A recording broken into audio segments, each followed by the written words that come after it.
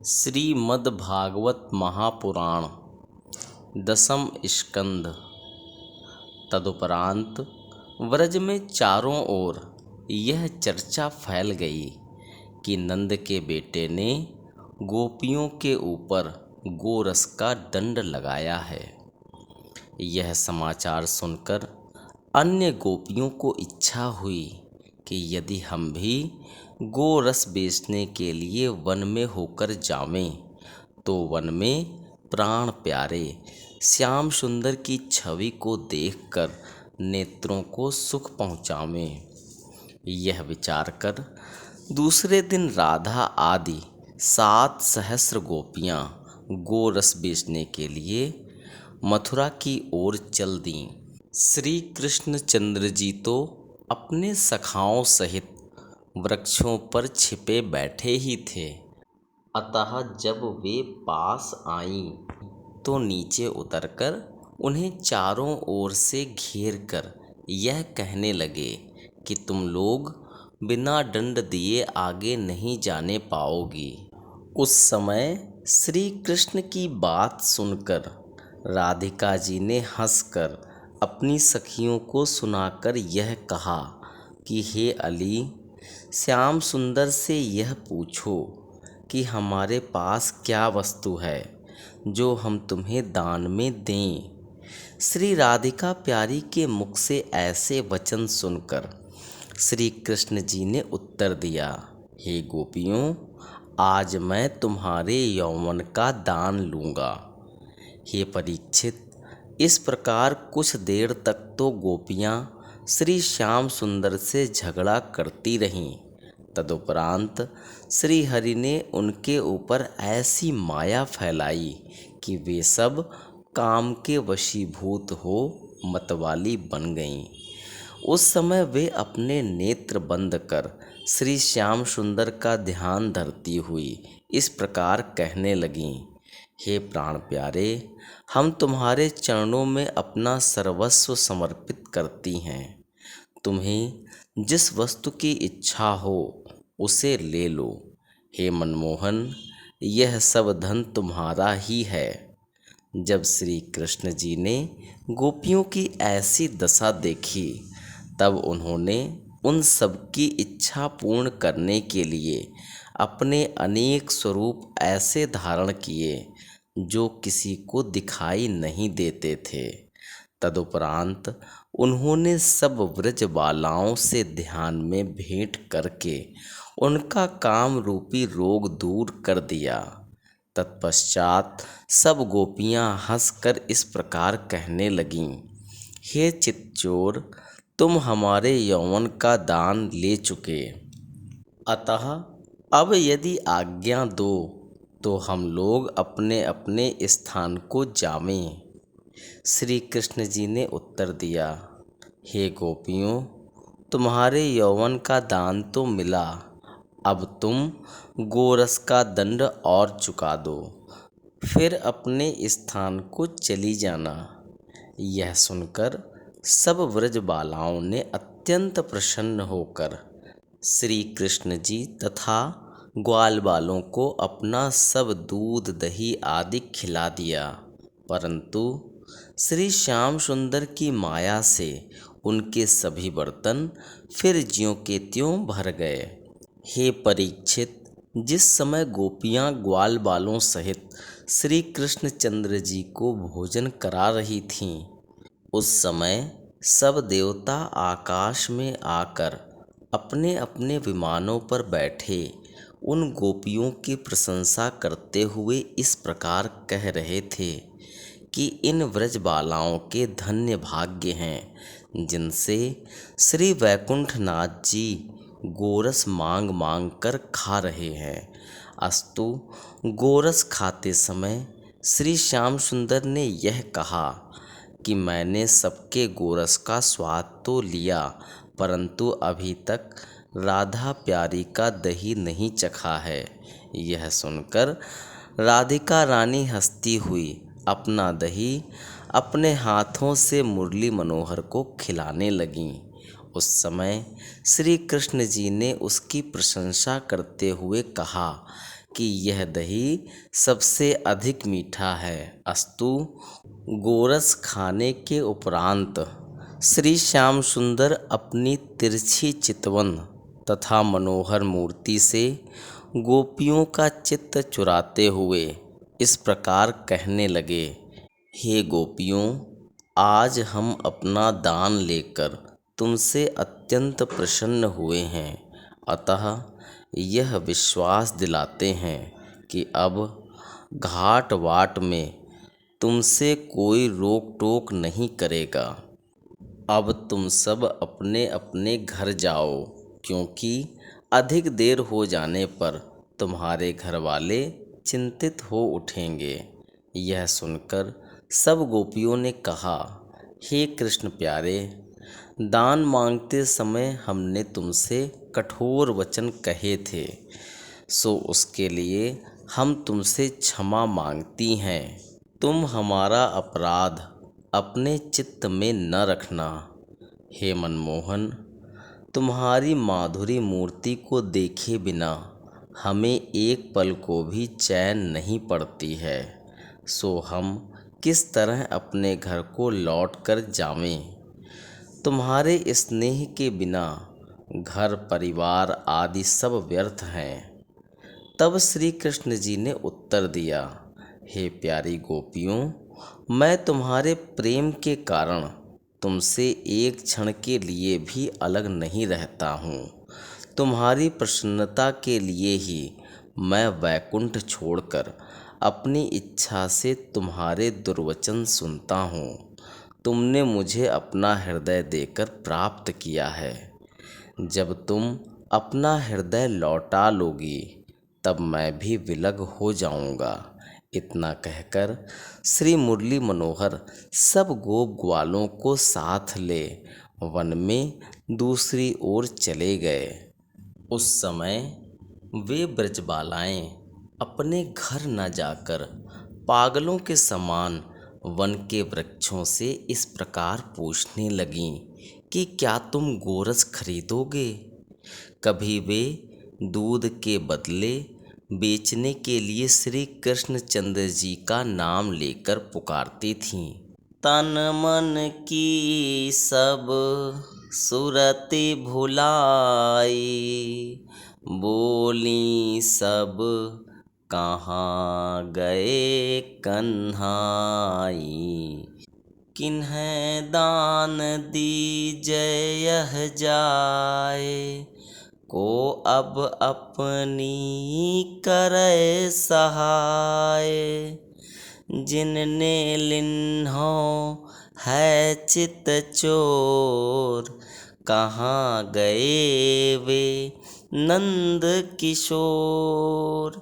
हे one विटप लेहु तुम दान, मनमोहन के होहु समान।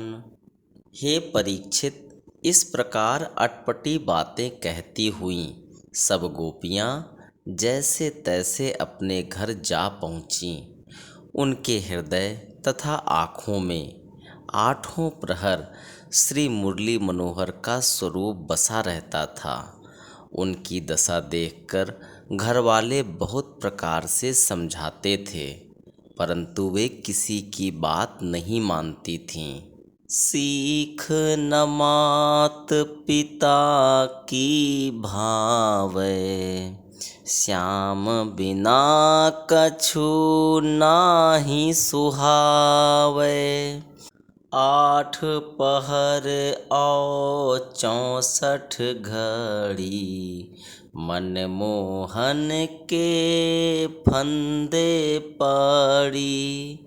कुल की कान सबे बिसराई, जपैं दिवस निसी कृष्ण कन्हाई। औचक चितई निहारें पंथ, आवें कान्ह हमारे कंथ।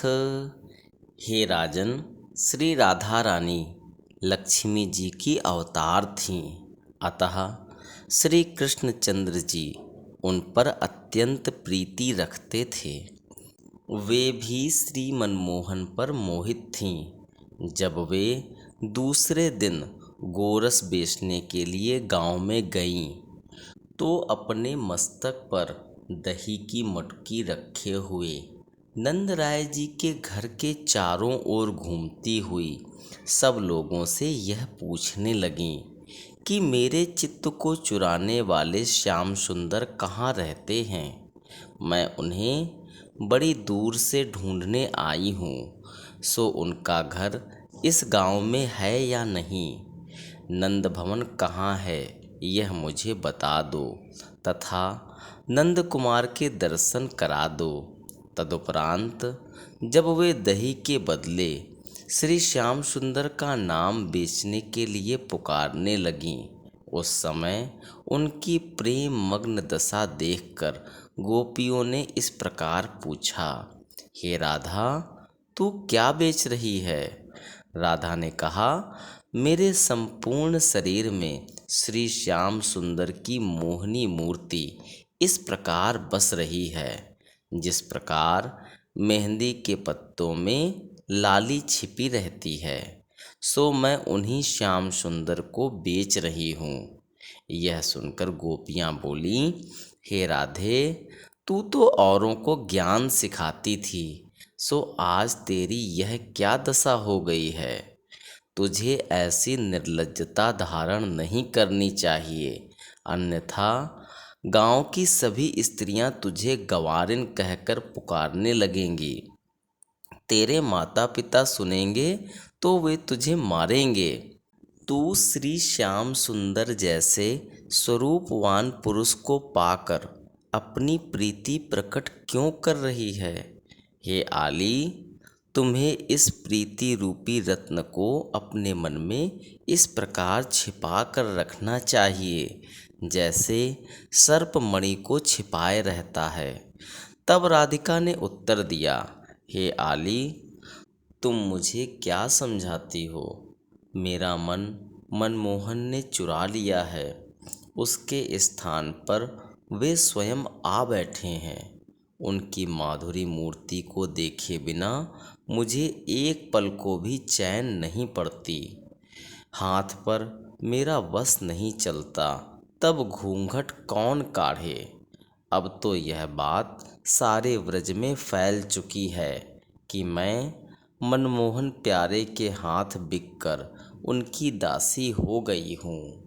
लोक लाज ना मोहि सतावै, सखी पिय बिनु नहीं कछु सुहावै। मेरे मन में बसे मुरारी, मोहि बतावो नहीं गंवारी। मैं चेरी वे मेरे स्वामी, घट घट वासी अंतर्यामी। अब चाहे जग होई हसाई, पर ना छूटे कृष्ण कन्हाई। हे आली, नंद किशोर के चरणों में मेरा चित्त ऐसा लगा है कि मेरी लोकलाज सब छूट गई है। अब तो मेरे मन ने यह निश्चय कर लिया है कि जिस प्रकार दूध में पानी मिल जाता है, उसी प्रकार मैं मनमोहन प्यारे में मिलकर संसार में अपना नाम श्यामा धराऊंगी। हे सखी, यदि तुमसे हो सके तो मेरी भेंट श्याम सुंदर प्यारे से करा दो, अन्यथा उनके विरह में मेरे प्राण निकल जाएंगे। गोपियों को इस प्रकार उत्तर देकर राधा रानी फिर उच्च स्वर से पुकारने लगीं, हे यशोदा के लाला, तुम्हारे वियोग का दुख अब मुझसे और अधिक नहीं सहा जाता, सो तुम अपने दर्शन देकर दही का दान ले लो। हे परीक्षित, जब सखियों ने यह देखा कि राधा के रोम रोम में श्री श्याम सुंदर बसे हुए हैं, अतः हमारा समझाना उस पर कोई प्रभाव नहीं करता और इसका दुख श्री कृष्णचंद्र जी की भेंट किए बिना दूर न होगा, तब एक सखी ने श्री मुरली मनोहर के पास जाकर इस प्रकार कहा, हे नंद नंदन, एक चंद्रमा के समान गोरी सुंदरी नारी अपने सिर पर दही की मटुकिया रखे तुम्हारा नाम ले लेकर चारों ओर पुकारती हुई तुम्हें ढूंढने के लिए वंशीवट की ओर चली गई है। सो तुम शीघ्रतापूर्वक उसके पास पहुंचकर अपनी अमृतमयी दृष्टि द्वारा उसके हृदय की अग्नि को शीतल कर दो, अन्यथा वह तुम्हारे विरह में पागल होकर मर जाएगी। श्री कृष्णचंद्र जी ने जब यह समाचार सुना तो वे अत्यंत व्याकुल हो उस सखी को विदा कर शीघ्रतापूर्वक बंसीवट पर जा पहुँचे और वहाँ राधा से भेंट करके उसकी इच्छा पूर्ण कर दी। जब राधा रानी का चित्त ठिकाने पर आया तब उन्होंने श्री कृष्ण जी से इस प्रकार कहा, हे चित्तचोर, उस दिन तुमने खिरक में गौ दुहकर मेरा हृदय ऐसा मोहित कर लिया है कि अब तुम्हें देखे बिना एक पल को भी चैन नहीं मिलती। गांव के लोग तो मुझे तुम्हारे साथ बदनाम करते ही हैं, अतः अब मेरे मन में भी यह आता है कि मैं माता पिता कुल आदि की लाज छोड़कर तुम्हारे साथ प्रीति प्रकट करूं। हे श्याम सुंदर, मैंने यह प्रण कर लिया है कि अब मैं तुम्हारे ही चरण कमलों की दासी बनकर तुम्हारे ही साथ अपना जीवन बिताऊंगी। राधा प्यारी के ऐसे प्रेममय वचन सुनकर श्री कृष्ण जी ने हंसकर कहा, हे प्यारी, हमारी तुम्हारी पूर्व जन्म की प्रीति है, सो उसको इस प्रकार प्रकट नहीं करना चाहिए कि जिसमें तुम्हारे माता पिता की बदनामी हो और संसारी लोग तुम्हें भी नाम धरें। मैं अकेले में भेंट करके तुम्हारे मन की सब इच्छाएं पूरी कर दिया करूँगा। श्री श्याम सुंदर के ऐसे वचन सुनकर राधिका जी प्रसन्न हो गईं। तब श्याम जी ने उनसे यह कहा कि हे राधा, अब बहुत देर हो गई, सो तुम अपने घर को लौट जाओ।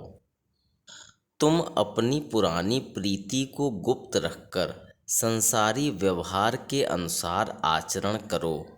इतना कहकर श्री श्याम जी ने राधिका जी को हृदय से लगाकर विदा किया।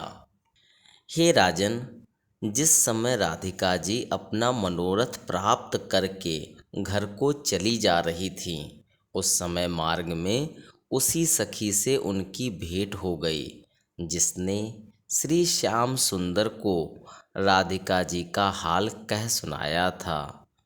जब उस सखी ने राधा रानी के मुख पर प्रसन्नता देखी तब यह अनुमान कर लिया कि अब यह अपनी मनोकामना पाकर लौट रही है। तब उसने राधा जी के पास जाकर इस प्रकार पूछा, हे सखी, जिनके दर्शनों के लिए तू व्याकुल बनी घूम रही थी, वे नंदलाल तुझे कहाँ मिले? अरे सलोनी, जिन श्याम सुंदर को योगी यति तथा ऋषि मुनिजन यज्ञ योग जप तप आदि द्वारा ध्यान में भी नहीं प्राप्त कर पाते, उन्हें तूने अपने वश में किस प्रकार कर लिया है?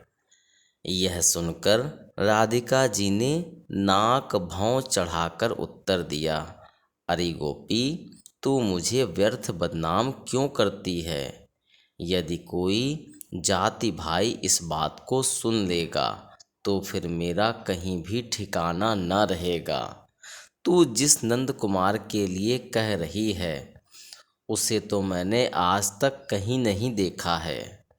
राधिका जी का यह चरित्र देखकर चतुर सखी हंसती हुई कह उठी, अरे राधा, हम तुम दोनों व्रज में ही रहती हैं, सो मुझसे तेरी यह चतुराई नहीं चलेगी। 2 घड़ी पहले तू गली गली में मोहन प्यारे का नाम लेती हुई घूम रही थी और अब कहती है कि मैं उन्हें जानती भी नहीं। ऐसी चतुराई तूने कहाँ से सीख ली है? अरे, तू श्याम सुंदर से मिलकर ऐसी चतुर कैसे बन गई? तू कुंज वन में मनमोहन प्यारे से भेंट करके चली आ रही है, फिर मुझसे उल्टी बातें क्यों कहती है? तेरी आँखें यह साफ साफ बता रही हैं कि आज मनमोहन तुझ पर अच्छी तरह रीझे हैं। इस प्रकार बहुत कुछ कहने पर भी जब राधा रानी ने उससे श्याम सुंदर के मिलने का हाल नहीं कहा, तब वह हंसकर कहने लगी, हे राधे, तू मेरे सामने छोटी होकर भी ऐसा छल करती है। ठीक है, अब तू अपने घर जा, मैं किसी समय सच झूठ सब प्रकट कर दूंगी। इतना कहकर जब वह सखी चली गई तो राधा रानी भी अपने घर लौट आईं। हे परीक्षित, जब कीर्ति ने राधा को देखा तो इस प्रकार पूछा, हे राधा, तू दही बेचने के बहाने घर से जाकर दिन भर कहाँ रहती है? आज तेरा भाई यह कह रहा था कि तू नंदलाल के प्रेम में पड़कर उनके पीछे पीछे फिरा करती है।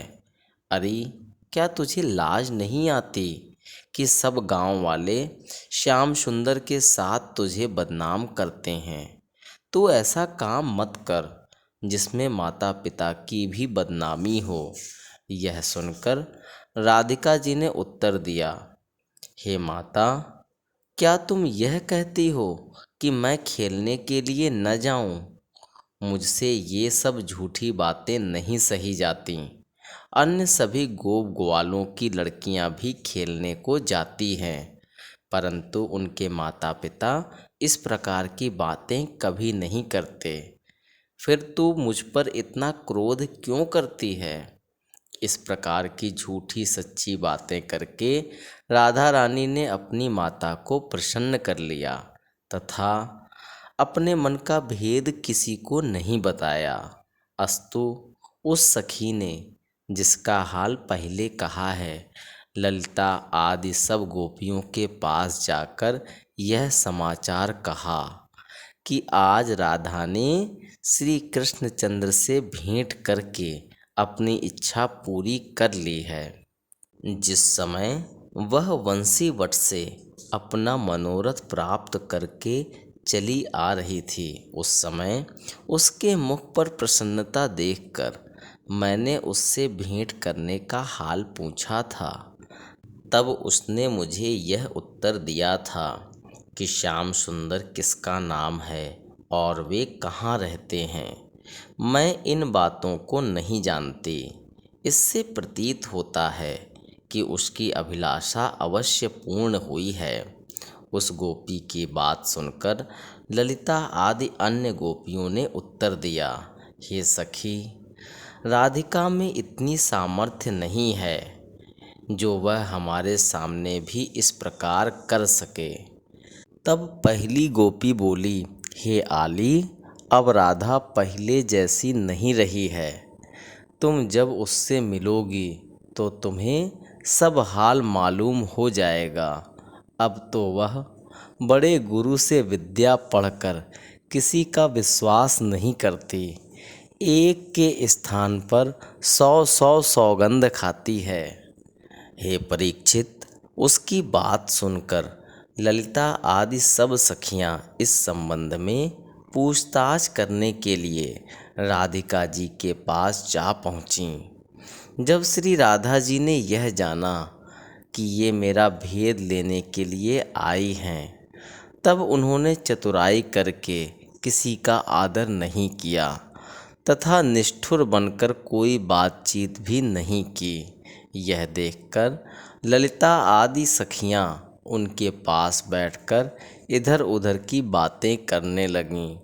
फिर कुछ देर बाद एक सखी ने श्री राधा से कहा, हे राधे, तुमने यह मौन व्रत कब से धारण किया है? हमें भी इसका हाल बतलाओ। हम भी इस मौन व्रत को धारण करना चाहती हैं। सो तुम यह बताओ कि यह किस गुरु का दिया हुआ मंत्र है? अच्छा रहने दो, हम तुम्ही को अपना गुरु माने लेती हैं। तुम हमें व्रत का उपदेश करो। अरे लाडली, यह इतनी चतुराई तुमने कहाँ से सीखी है?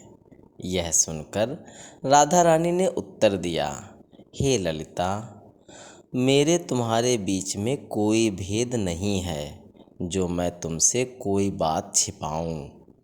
मुझसे झूठी बात नहीं कही जाती, यह तो तुम जानती ही हो। कल मार्ग में आते समय इस सखी ने मुझसे यह कहा था कि तेरी भेंट मुरली मनोहर से हुई है, परंतु मैंने तो उन्हें आज तक कभी स्वप्न में भी नहीं देखा। इस तरह इसने मुझे व्यर्थ ही पाप लगाया। हे आली, मुझे यह हंसी अच्छी नहीं लगती, क्योंकि इसमें मेरी बदनामी होती है। बिना देखे हुए कोई भी बात मुँह से नहीं कहनी चाहिए। भला इसने मुझे श्याम सुंदर से भेंट करते हुए कब देखा था, सो इसने ऐसी बात कही। अभी कोई जाति भाई ऐसी बात सुन ले तो मेरा कहीं ठिकाना ही नहीं रहेगा। हे आली, कोई पराया ऐसी बात कहे तो कुछ शोक ना हो, परंतु तुम अपनी होते हुए भी ऐसी बातें करोगी तो क्रोध क्यों कर नहीं आवेगा? यही कारण है जो इस सखी के साथ तुम सबको आते देखकर मैं क्रोध करके बैठ गई थी और बोली नहीं थी। राधिका जी के ऐसे वचन सुनकर सब सखियां उनके मुंह की ओर देखने लगीं। तदुपरांत ललिता ने इस प्रकार कहा, हे राधे, इस सखी ने हमसे कुछ नहीं कहा। यदि यह कुछ कहती तो हम इससे झगड़ा करते। तेरी अलोनी देह पर कोई लोन क्या लगावे, तू तो बड़ी पतिव्रता है। भला तेरे श्याम सुंदर को हमने कहाँ देखा होगा? बिना भाग्य के उनका दर्शन कभी नहीं मिलता। हमारा भाग्य तेरे समान कहाँ है जो हम उनके दर्शन प्राप्त कर सकें। यह सुनकर राधा ने उत्तर दिया, हे आली, तुम झूठी बातें बना बनाकर मुझसे झगड़ा क्यों करना चाहती हो?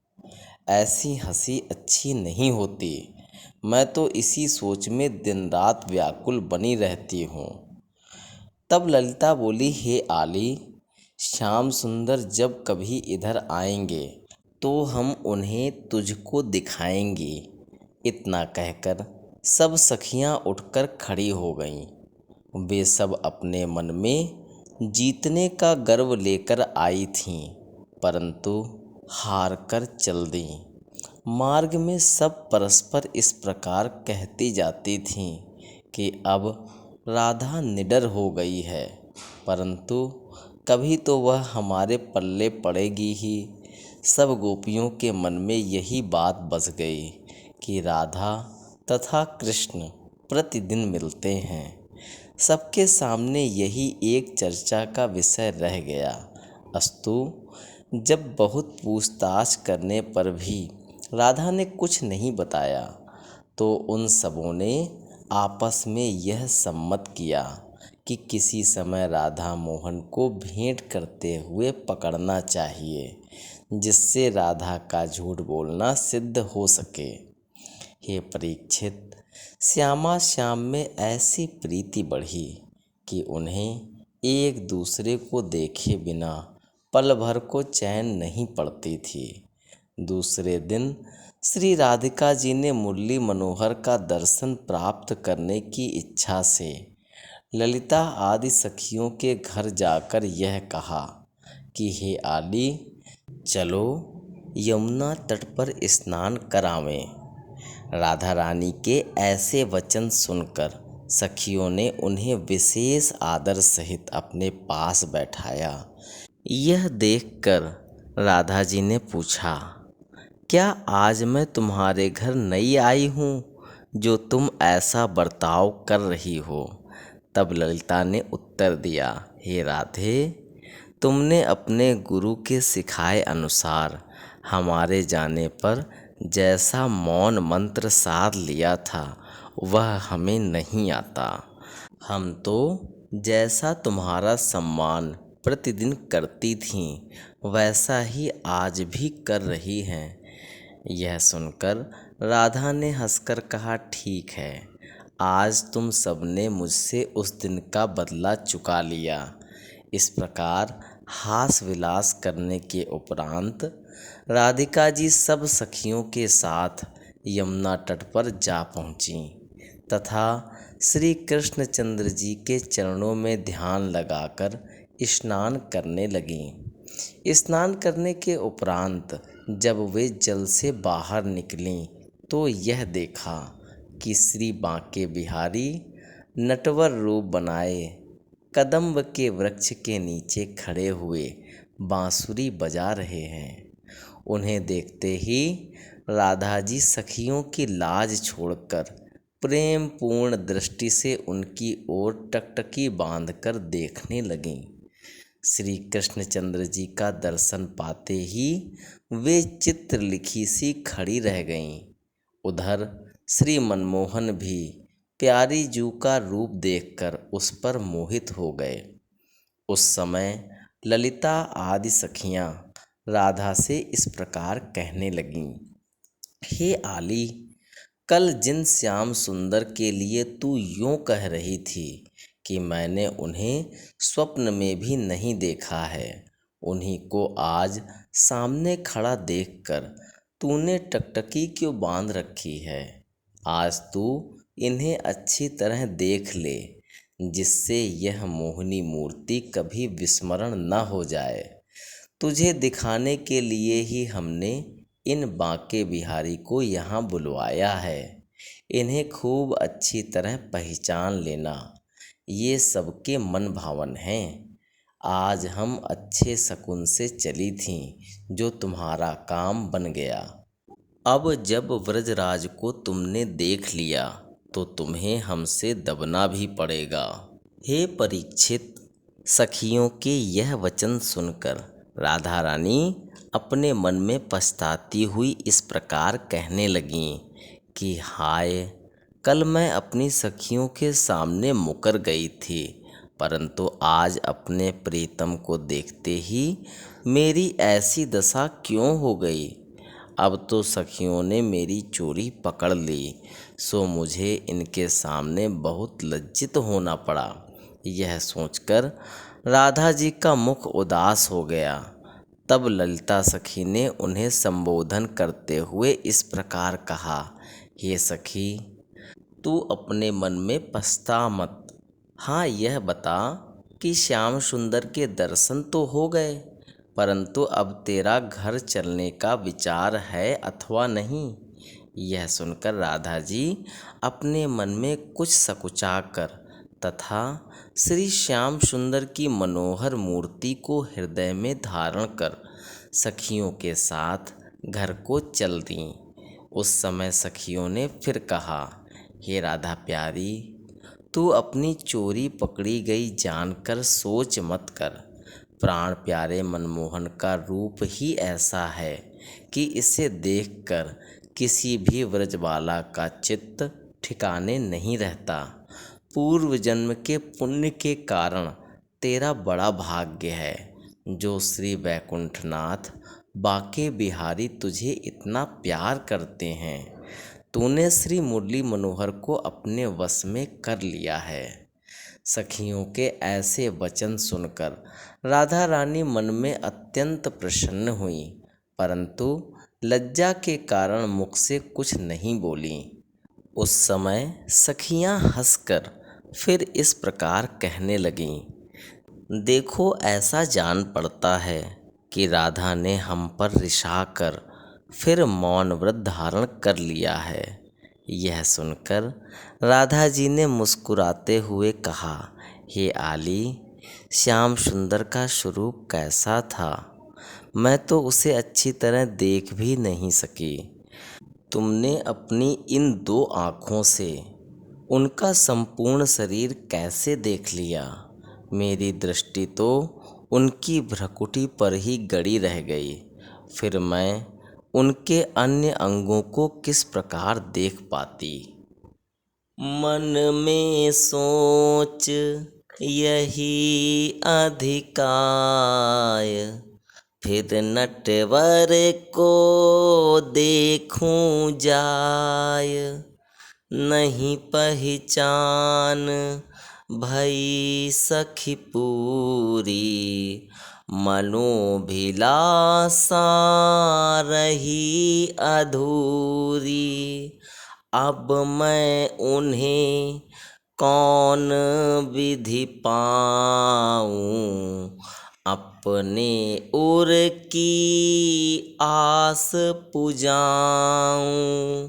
गए कहाँ वे माखन चोर, क्यों लीन्ह्यो मेरो मन चोर।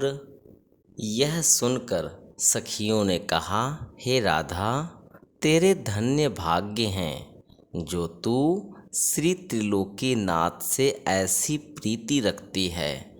संसार में तेरे समान भाग्यशाली अन्य कोई नहीं है। हे सखी, तेरे माता पिता धन्य हैं, तूने श्री श्याम सुंदर को पहचान लिया है, जबकि हम सब अभी अचेत पड़ी हुई हैं। तेरे यौवन, स्वरूप, भाग्य तथा गुण सभी धन्य हैं। हम श्री जगदीश्वर से यही चाहती हैं कि मनमोहन प्यारे के साथ तेरी जोड़ी अचल बनी रहे। इस प्रकार हंसती बोलती सब गोपियाँ अपने अपने घर लौट आईं, परंतु राधा और मोहन की ऐसी अनन्य प्रीति देखकर उनकी आँखों में हर समय सौतिया डाह की अग्नि भरी रहती थी। अस्तु एक दिन श्री राधिका जी नटवर नागर के विरह में व्याकुल हो पानी भरने के लिए यमुना तट पर अकेली जा पहुँची। मार्ग में जब श्री कृष्णचंद्र जी से उनकी भेंट हुई तो उनका हाथ पकड़कर इस प्रकार कहने लगीं, हे मदन मुरारी, तुमने मेरा मन क्यों चुरा लिया है? उसे लौटा दो ना। मेरा शरीर तो घर में रहता है और चंचल मन दिन रात तुम्हारे पीछे पीछे दौड़ता रहता है।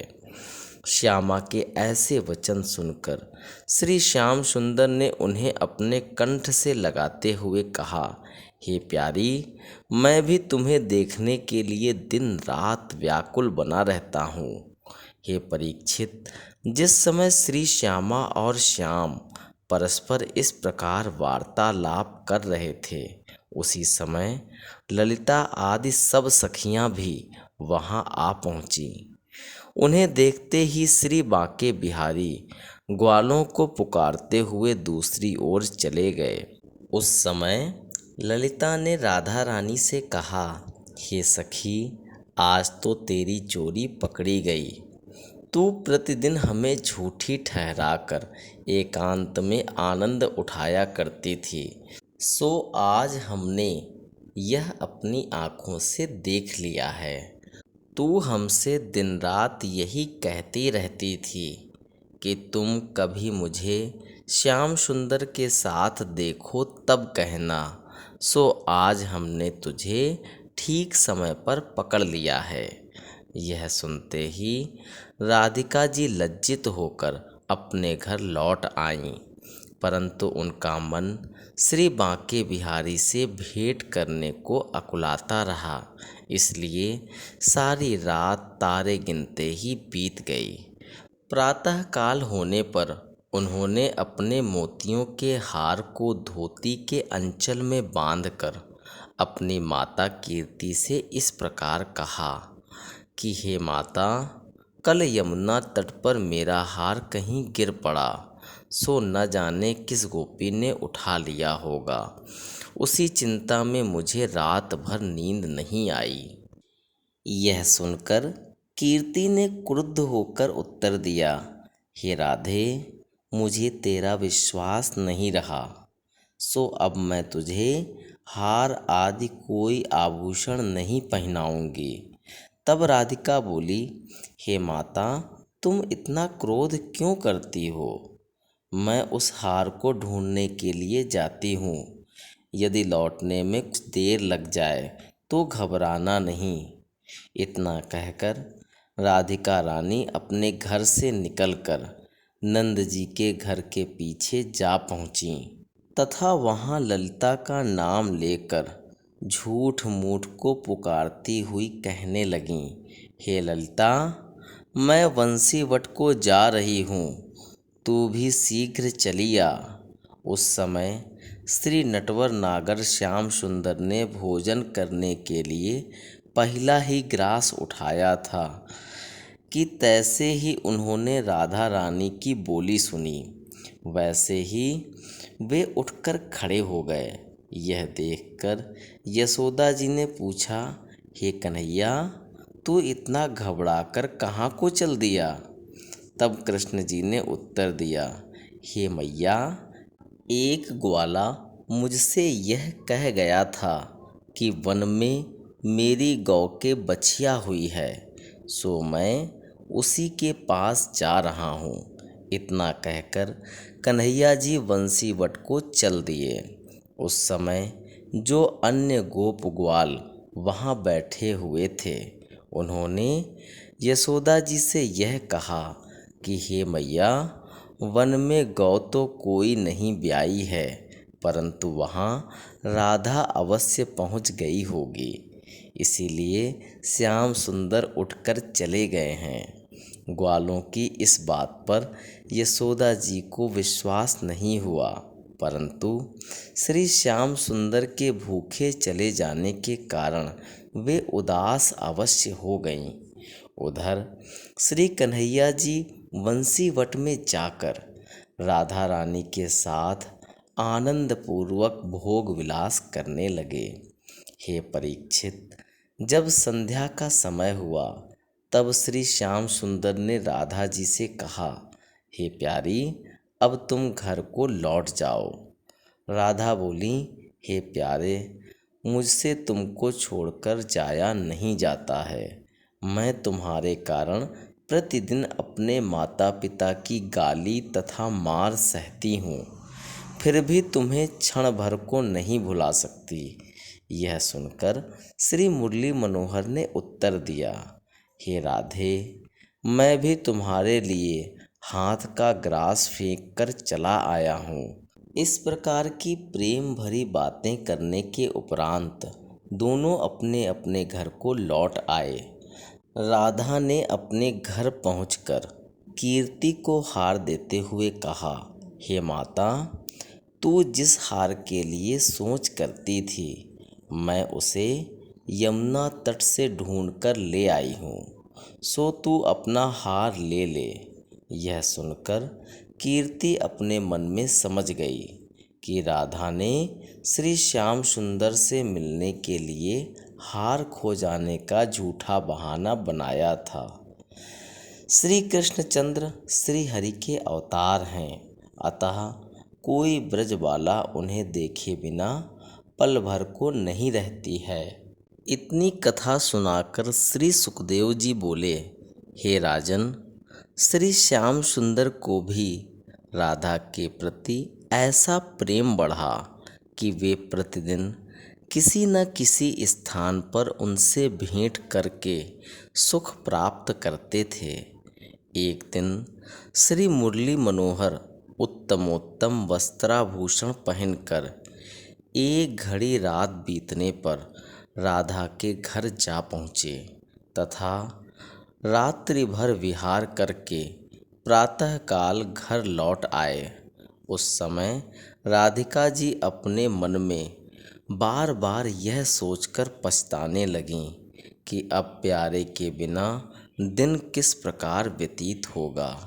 हे राजन, ललिता आदि गोपियों ने जो दिन रात श्री हरि को पकड़ने की घात लगाए रहती थीं, श्री मुरली मनोहर को जब राधा रानी के घर से निकलते हुए देखा, उस समय उन सबको बड़ी ईर्ष्या उत्पन्न हुई।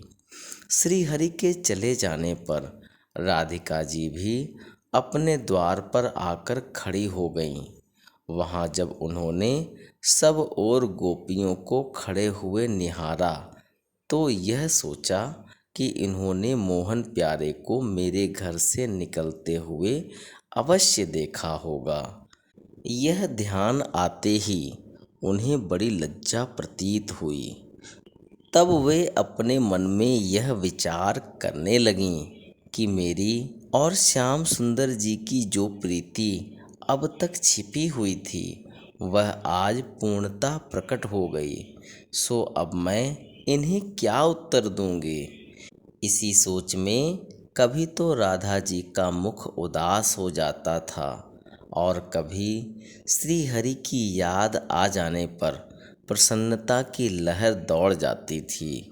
उसी समय ललिता आदि सखियाँ राधा रानी के घर आ पहुँचीं। उन्हें देखते ही राधा जी ने बड़ी चतुराई से उनके कुछ कहने से पहले ही इस प्रकार पूछना आरंभ कर दिया। हे सखी, आज प्रातःकाल श्री श्याम सुंदर मेरे द्वार के पास से होकर जाने कहाँ को चले जा रहे थे। मैं तो उन्हें तभी से देखकर व्याकुल हो रही हूँ। यह सुनकर सखियों ने आपस में कहा, देखो यह राधा कैसी चतुर हो गई कि हमारे कुछ पूछने से पहले ही ऐसी बात कह रही है जिससे हम आगे न बोल सकें।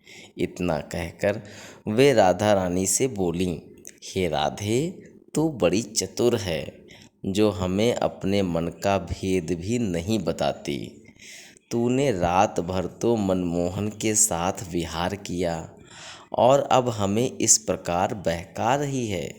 अरे सखी, कुछ दिनों से तेरा यह क्या स्वभाव हो गया है, कुछ बता तो सही। तू अपने मन की प्रीति को हमारे सामने प्रकट क्यों नहीं करना चाहती।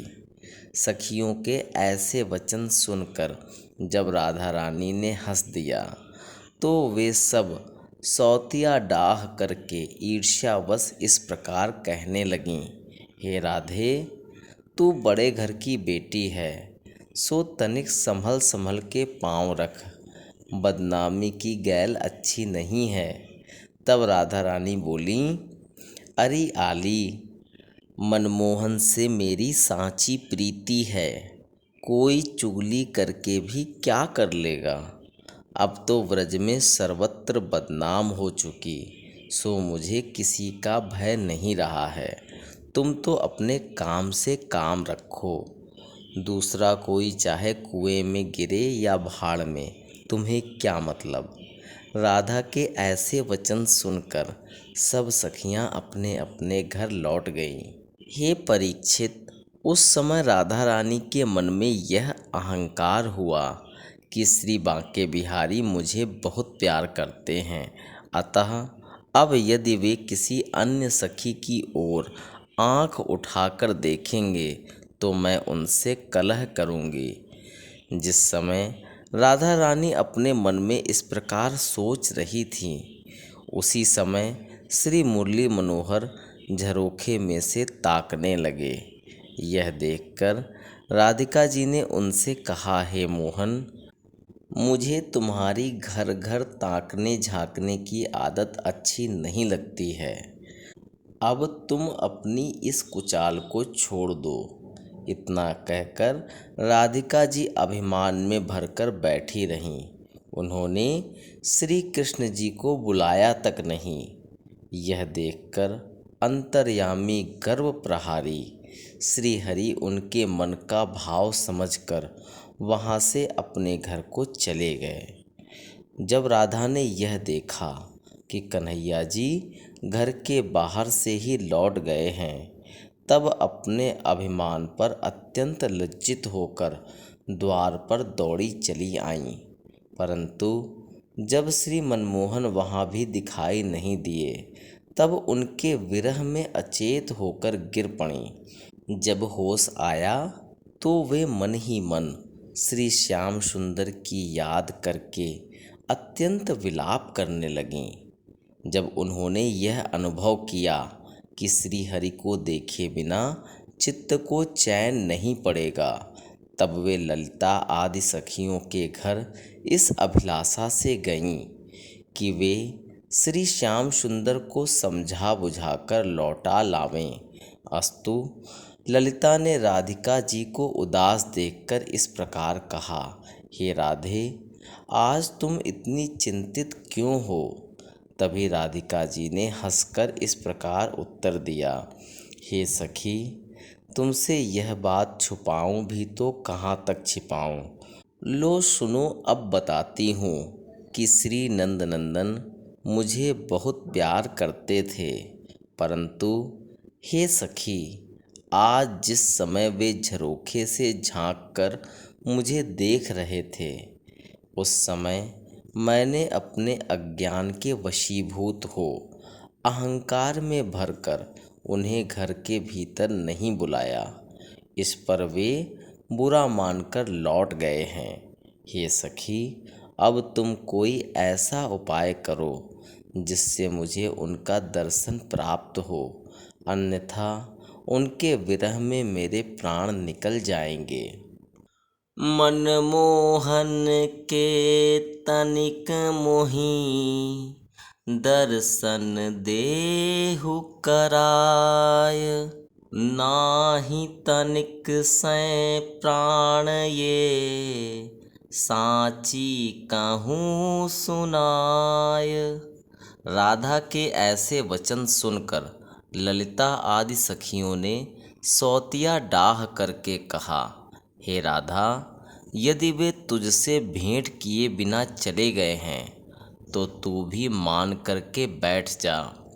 यदि वे तुझे प्यार करते होंगे तो फिर अपने आप तेरे घर आ जाएंगे।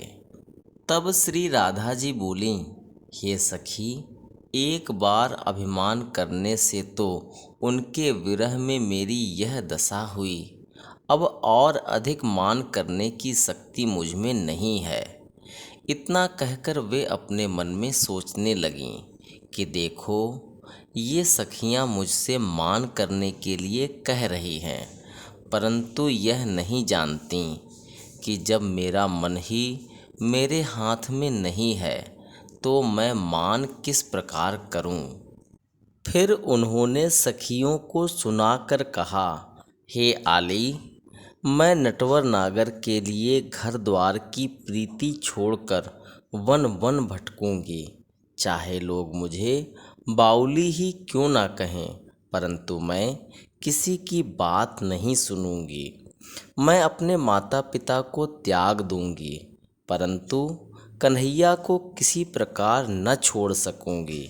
इतना कहकर जब राधा अत्यंत विलाप करने तथा रोने लगीं, उस समय सब सखियों ने उन पर दया करके इस प्रकार कहा कि अब हमें राधा प्यारी का दुख छुड़ाना चाहिए, अन्यथा श्री मुरली मनोहर के विरह में यह अपने प्राण दे बैठेगी। इसके तो रोम रोम में श्याम बस रहे हैं, अतः उन्हें देखे बिना इसे चैन नहीं पड़ेगी। यह सोचकर सब सखियों ने राधा जी से इस प्रकार कहा, हे राधे, तू धैर्य धरकर यहीं बैठी रह, हम तेरे चितचोर को यहाँ बुलाकर तेरी भेंट कराए देती हैं। यह कहकर ललिता सखी बंसी वट जा पहुँची तथा वहाँ श्री मोहन प्यारे को देख हाथ जोड़कर इस प्रकार कहने लगी, हे प्राण प्यारे, राधा ने प्रेम के वश होकर तुमसे अभिमान किया था, सो तुम उसका अपराध क्षमा कर दो। इस समय वह तुम्हारे विरह की अग्नि में जल रही है, अतः तुम उसके पास चलकर अपने चंद्रमुख की शीतलता द्वारा उसका हृदय शीतल कर दो, अन्यथा वह तुम्हारे दर्शन पाए बिना अपने प्राण दे बैठेगी। हे श्याम सुंदर, मैं उस दुखियारी की दीन दशा देखकर तुम्हें बुलाने के लिए आई हूँ, सो तुम अब और अधिक विलंब मत लगाओ। ललिता सखी के ऐसे वचन सुनते ही श्री मुरली मनोहर व्याकुल होकर उठ खड़े हुए। तदुपरांत उसके साथ चलकर राधिका जी के समीप जा पहुँचे। वहाँ उन्होंने यह देखा कि राधा रानी अपने कर्म पर लज्जित होकर रो रही हैं। यह दशा देखते ही श्री श्याम सुंदर प्यारे ने उनके मुख से घूंघट हटाकर अपनी मोहिनी मूर्ति का दर्शन दिया। तब राधा रानी भी प्रेम मग्न होकर श्री श्याम सुंदर से लिपट गईं। ज्यों तरु सों लिपटै लता, त्यों लिपटी वह बाल। कहाँ गए तुम त्यागी के, नटवर नंद गोपाल। अब नहीं जाओ मोरी मुख, शरण गहे की लाज। रखिए हे चित चोर नित, करिए नहीं अकाज। हे परीक्षित, उस समय ललिता सखी ने अन्य सब सखियों को बुलाकर श्री श्यामा श्याम का वह प्रेम दिखाया, तो वे सब राधा का ऐसा स्नेह देखकर उसकी प्रशंसा करने लगीं। उस समय श्री श्याम सुंदर भी राधा रानी पर ऐसे मोहित हो रहे थे कि वे अपने वस्त्राभूषण तथा मुरली को बारंबार उनके ऊपर न्योछावर करने लगे। उसी स्नेह में डूबे होने के कारण श्री मनमोहन ने राधा रानी के सब आभूषण उतारकर स्वयं पहन लिए। फिर उनकी आँखों से काजल निकालकर अपने नेत्रों में लगा लिया। तदुपरांत पीतांबर की साड़ी बनाकर पहन लेने से स्त्री के समान प्रतीत होने लगे। राधा रानी भी श्री श्याम सुंदर के किरीट मुकुट पहनकर पुरुष रूप हो गईं। तब वे श्री मनमोहन से कहने लगीं, हे प्यारे, अब तुम स्त्री की भांति मान करके बैठो, तब मैं तुम्हें मनाऊंगी। यह सुनकर स्त्री वेशधारी नटवर नागर मान करके बैठ गए। उस समय राधिका जी उनके चरणों पर बारंबार गिरकर उन्हें मनाने लगीं। श्री श्याम सुंदर ने उनके ऊपर ऐसी माया फैला दी कि उन्हें यह ज्ञान नहीं रहा कि मैं स्त्री हूँ। वे अपने को पुरुष समझकर श्री मनमोहन लाल के चरणों पर मस्तक रखकर रोने लगीं। यह देख श्री कृष्ण जी ने अपनी माया हटा ली और राधा रानी से इस प्रकार कहा, हे प्राण प्यारी, मैं तो तेरे कहने से रूठ कर बैठा था, तू इतनी घबरा क्यों गई? यह सुनकर जब राधा रानी का चित्त ठिकाने हुआ और उन्होंने शीशे में अपना मुँह देखा, तो उन्होंने लज्जित होकर किरीट मुकुट उतार डाला तथा स्त्रियों के आभूषणों को पहन लिया। जब थोड़ा दिन शेष रहा, तब श्री श्यामा श्याम वहाँ से उठकर वंशीवट को चल दिए। हे परीक्षित, जिस समय श्री राधा गोविंद वंशीवट को जा रहे थे, उस समय मार्ग में चंद्रावली नामक सखी से उनकी भेंट हो गई। तभी उस सखी ने उन्हें पहचान कर अपने मन में कहा कि देखो, ये दोनों स्त्री रूप बनाए हुए विहार करने हेतु वंशीवट में जा रहे हैं। तब वह हंसकर राधा रानी से इस प्रकार कहने लगी, हे राधा प्यारी, यह नई सांवली सलोनी सखी कहाँ से आई जो तेरे साथ विहार करने को जा रही है। यह सुनकर राधा रानी ने उत्तर दिया, हे आली, यह सखी मथुरा में रहती है। जब मैं ललिता सखी के साथ गोरस बेचने के लिए मथुरा गई थी, तब वहाँ मेरी इससे जान पहचान हो गई, अतः आज यह मुझसे भेंट करने को आई है। हे राजन, उस समय श्री नंदलाल जी अपने मन में यह सोचकर कि चंद्रावली ने यदि मुझे पहचान लिया तो सब सखियां मेरी हंसी करेंगी, सो अपने मुख को घूंघट से छिपा लिया। यह देखकर चंद्रावली सखी ने मुस्कुराते हुए राधा रानी से इस प्रकार कहा, हे राधे, तुम दोनों परम सुंदरी तथा तरुणावस्था की हो, सो तुम श्री मनमोहन से प्रीति करके उन्हें सुख पहुँचाना। हे आली, इस समय तू मुझे अपनी इस सखी का मुखचंद्र भी देख लेने दो, जिससे मेरी आँखें ठंडी हो जाएं। यह सुनकर श्री श्याम जी ने गौने वाली स्त्री की भांति सकुचाते हुए अपने मुख कमल को घूंघट में और अधिक छिपा लिया। उस समय चंद्रावली उनके समीप पहुँच घूंघट उठाती हुई इस प्रकार कहने लगी, हे आली, तुम मुझसे लज्जा क्यों करती हो? मैं तो तुम्हें पहले से ही पहचानती हूँ। इतना कहकर चंद्रावली श्री मनमोहन की आँखों में अपनी आँखें डालकर उनके गालों को मलने लगी। उस समय श्री मुरली मनोहर ने लज्जित होकर अपनी आँखें नीची कर लीं। उनका यह हाल देखकर चंद्रावली ने राधा प्यारी से कहा, हे राधे, जब से तूने इस सखी से प्रीति बढ़ाई है, तब से इसने हम सबको भुला दिया है। अस्तु, अब तुम दोनों कुंज में जाकर आनंद पूर्वक विहार करो। तुम्हें अपने अतिरिक्त और किसी का भला क्यों सुहाने लगा? यह सुनकर जब श्री कृष्ण जी ने यह देखा कि चंद्रावली मुझे पहचान गई है, अतः अब इससे छिपाव करना व्यर्थ है, तब उन्होंने हंसते हुए चंद्रावली को अपने गले से लगा लिया। फिर दाहिने हाथ से चंद्रावली तथा बाएं हाथ से राधा रानी को पकड़े हुए प्रसन्न होकर वंशीवट में जा पहुँचे। वहाँ उन्होंने रात भर राधा प्यारी के साथ भोग विलास किया।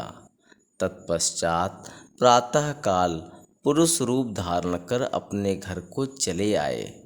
श्री राधा तथा चंद्रावली भी लौटकर अपने घर को गईं। हे परीक्षित, शिव सनकादि को भी जो सुख दुर्लभ है, उसे ब्रजबालाएं इस प्रकार नित्य प्राप्त करती थीं। एक दिन श्री राधा रानी 16 श्रृंगार करके जब शीशे में अपना मुंह देख रही थी, उस समय श्री श्याम जी की माया से उन्हें यह भ्रम हुआ कि यह कोई दूसरी चंद्रमुखी नारी व्रज में आ गई है। यह ध्यान आते ही वे मन में इस प्रकार सोचने लगीं कि श्री मुरली मनोहर इसे देख लेंगे तो मुझसे प्रीति करना छोड़ देंगे। ऐसी सुंदरी स्त्री तो व्रज में कभी भी दिखाई नहीं दी, फिर यह कहाँ से आ पहुँची है। इस प्रकार विचार करके उन्होंने अपने प्रतिबिंब से कहा, हे सखी, तू कहाँ से आ पहुँची? इस गांव का श्याम सुंदर बड़ा ढीठ है, वह सब ब्रज बालाओं को नंगी कर दिया करता है, सो तू यहाँ से लौटकर अपने घर चली जा, अन्यथा उसके हाथों बहुत दुख पाएगी। हे आली, मैं तेरे हित की बात कहती हूँ कि उस जैसा ढीठ तीनों लोक में कोई नहीं है। जब राधा ने इस प्रकार कहा और उस दर्पण की छवि ने कोई उत्तर नहीं दिया, तब राधा यह विचार करने लगी कि यह स्त्री तो बड़ी गर्वीली है, जो मुझसे बात तक नहीं करती है। यदि इसे मनमोहन ने देख लिया तो वे निश्चय ही इस पर रीझ जाएंगे। यह विचार आते ही सौतिया डाह के कारण उनके हृदय में ईर्ष्या होने लगी। हे राजन, जिस समय श्री राधिका जी अपनी परछाई से बातें कर रही थी, उसी समय मनमोहन ने वहां पहुंच झरोखे में से झांककर उनका यह हाल देखा। राधा रानी अपनी परछाई से ज्यों-ज्यों बातें करती जाती थीं, त्यों-त्यों उनके हृदय में प्रसन्नता बढ़ती थी। उधर जब राधिका जी ने यह देखा कि वह सुंदरी दर्पण की स्त्री न तो कोई उत्तर देती है और न वहाँ से जाती ही है, तो वे उसे अपनी सौत समझकर अधिक चिंतित होने लगीं।